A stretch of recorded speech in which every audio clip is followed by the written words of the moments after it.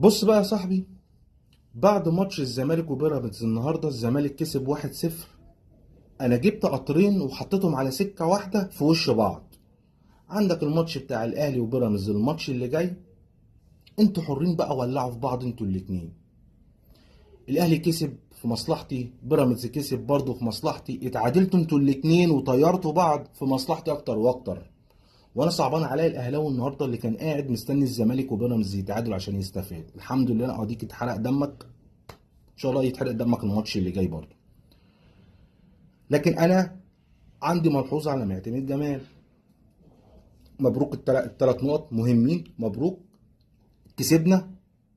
يعني باي طريقه، المهم انت كسبت النهارده، انا ما عنديش مشكله، مبروك الثلاث نقط، ان شاء الله نكسب الماتشات اللي جايه ونخلص الدوري خالص. بس دايما يعني في بتبقى ملحوظه، عشان انا اتنبح صوتي في الفيديوهات اللي فاتت وقلت الاداء مهم، الاداء مهم، الاداء مهم، الاستحواذ مهم.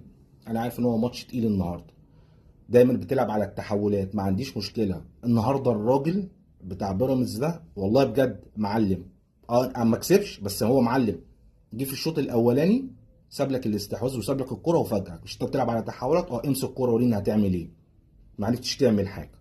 تاني غلطه، محمد اسماعيل احسن تاني صفقه بالنسبه لي، احسن تاني صفقه جت الزمالك. بس انت بقاله فتره، انت بتلعبه سيرد باك سيرد باك. النهارده اتفاجئنا ونزلت الونش. ما عنديش مشكله، الونش خبرات وكل حاجه وتمام وزي الفل، كنت تقعد محمد اسماعيل. لكن تزنقه في مركز 6 مره واحده كده صعب جدا قدام فرقه زي دي ولوحده، ما ينفعش. كان محمد شحاته هو اللي المفروض يبتدي من الشوط الاولاني، هو اللعيب رقم 6. وبعدين انت عندك بنتايج اتصاب في التسخين ولا ما اعرفش، المهم يعني اتصاب قبل الماتش. ايه المشكله لما تنزل بايشو وترجع فتوح للعمق؟ انت النهارده كنت محتاج جنب عبد الله السعيد اي واحد بيدي كرة في العمق، عشان الراجل ده كان قافل على الونجات بتوعك قفله محترمه. فايه المشكله؟ انت خايف ليه من الناشئين؟ العيال بتوع الزمالك دول، العيال الصغيره دي لما بتحطها في اي تحدي مع اي فرقه بتأدي، بتجيب مع بيعملوا حاجه كويسه. انت خايف منهم ليه؟ هتقول لي خبرات ومش خبرات. مش خبرات، ده الراجل سايب لك نص الملعب من الشوط الاولاني.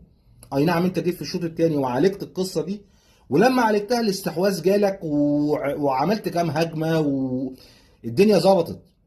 المهم، دي كام ملحوظه اللي كانوا المهمين اللي عندي.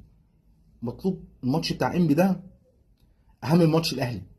صدقني اهم من ماتش الاهلي، ما ينفعش يحصل فيه مفاجاه، لازم تعديه وتسيب بقى بيراميدز والاهلي يخبطوا في بعض. بس ماتش